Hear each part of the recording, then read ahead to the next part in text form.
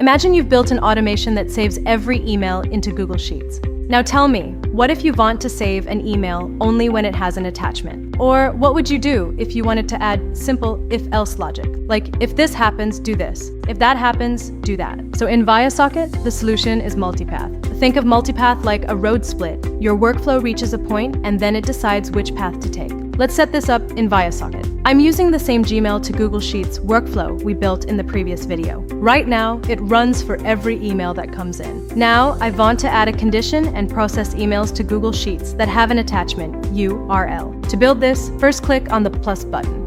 Search for multipath and select it. Now, to add a condition, you don't need to write any technical rules. Just write what you want in simple English, and viaSocket will automatically convert it into a working condition. Map the attachment URL and simply write is present. Then click on Ask AI. It will create the condition where the URL is available. Perfect. Our condition is ready. Now, the most important part, right now, your Google Sheets step is still outside the condition, so it will still run for every email. Drag your Google Sheets Add Row step inside the condition path. Now it will run only when the condition is true, meaning only when the email has an attachment. If the email doesn't have an attachment, the condition will fail, return false, and the action won't execute. Now click Publish Changes, and that's it. From now on, your Google Sheet will get a new entry only when a new email is received and it has an attachment URL.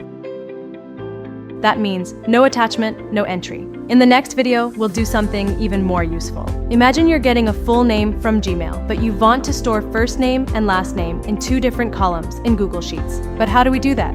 We'll cover it in the next video.